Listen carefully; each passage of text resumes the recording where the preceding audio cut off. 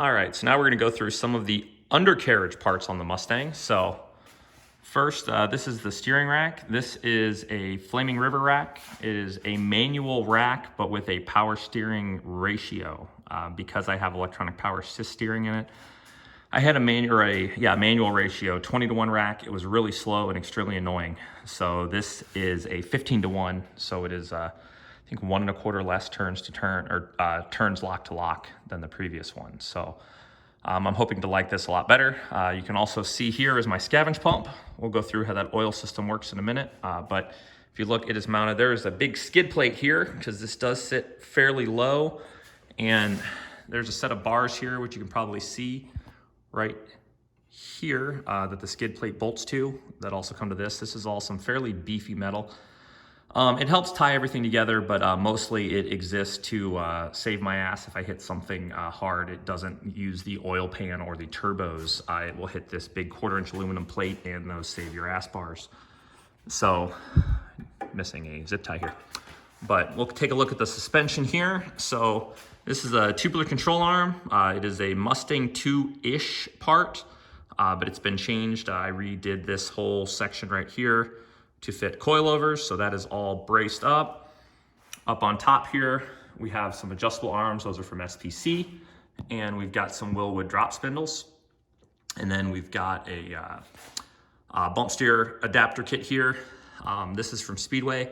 I would recommend if you use this, if you look at mine here, these have been drilled for cotter pins and castle nuts.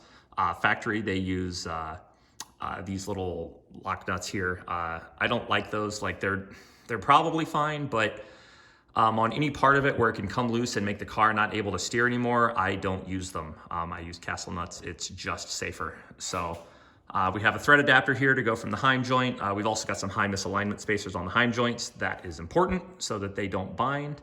But we've got those adapters that come here. And within the normal range of steering, we're at full droop right now. The bump steer is pretty minimal.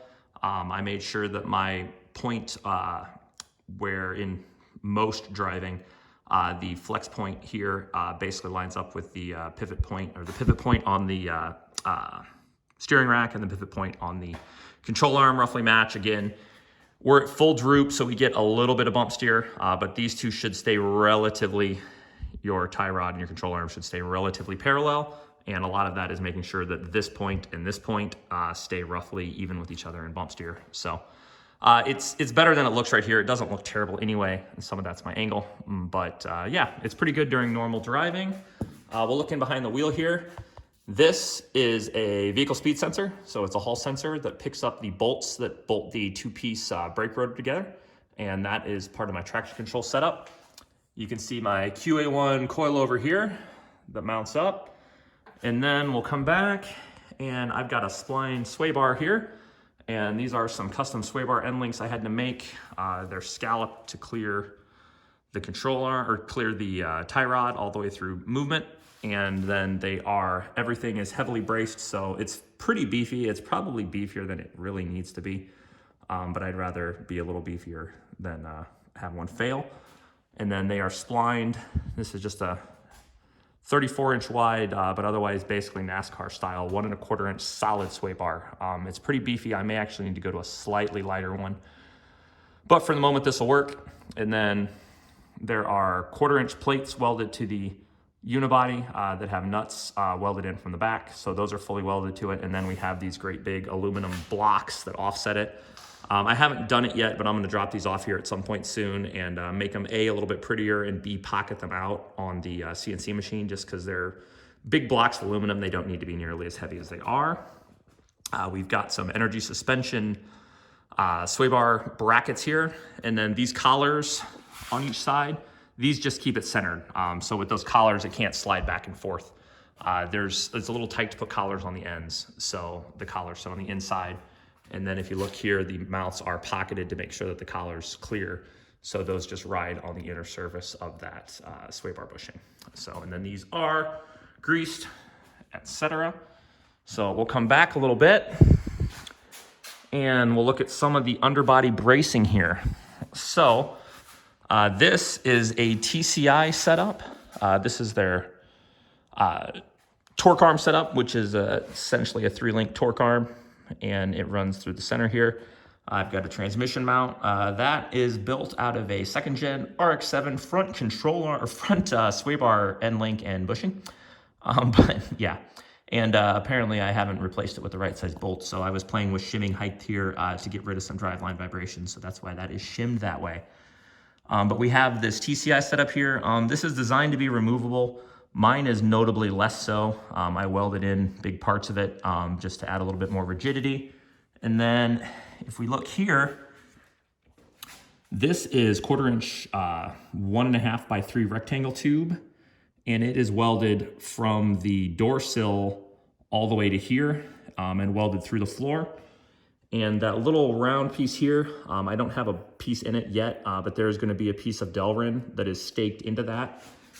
And those are on the front and rear on each side, and those are jacking points for the car.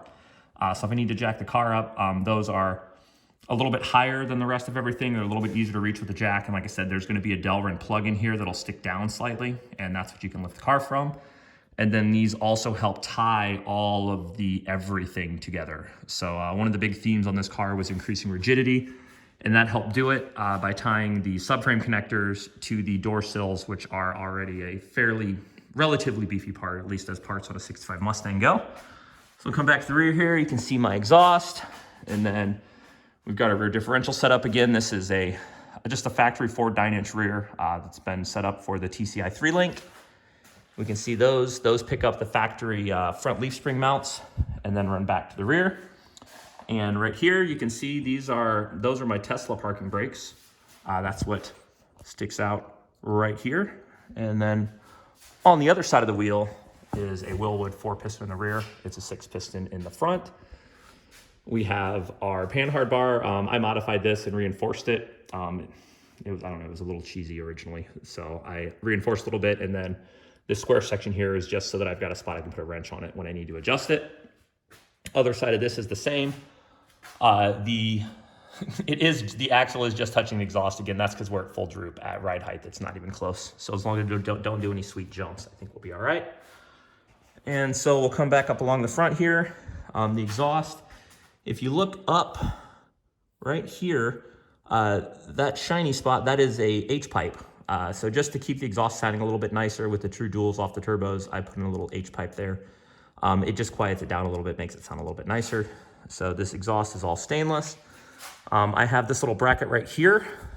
This bolts to the transmission, if you see. And then I've got little poly-insulated brackets, or poly-insulated bushings that help hold the exhaust to it. Again, it just adds a little bit more control to the exhaust, keeps everything tight. And you can see I've got a lot of heat shielding under here. I don't like to cook in my car, so that's the point of all that. Come up here, you can see here's my turbos. I've got the screamer pipes off of the wastegates. So this is passenger side, this is driver side right here, same kind of setup. And then this has been one of the major projects for this winter. This box right here is a Scavenge setup for the turbos. So up underneath the turbos, if you see here, that is a part I CNC'd out of a billet block of aluminum, and it basically it bolts to the bottom of it where your turbo drain would normally fit, and then it comes out with the dash 10, and then that runs, it's not obvious on camera, but it is downhill a pretty good bit. It's about, I don't know, about 3.5 inches or 3 inches from the bottom of the turbo, from the outlet on the turbo to the box. And about the same on this side. I think you can see the downward angle slightly better there. But that comes to this box. This box has a vent to atmosphere. So I don't think you can see it up there in the dark, but there is a filter on the top of that. And that's just a vent. It's up real high, so if the oil ever backs up, it won't come out the top of that. It's about, I don't know, 1.5 feet up to there. And then out the front of it, if you look right here, that is a piece of hardline that runs up to the scavenge pump that we looked at in the front.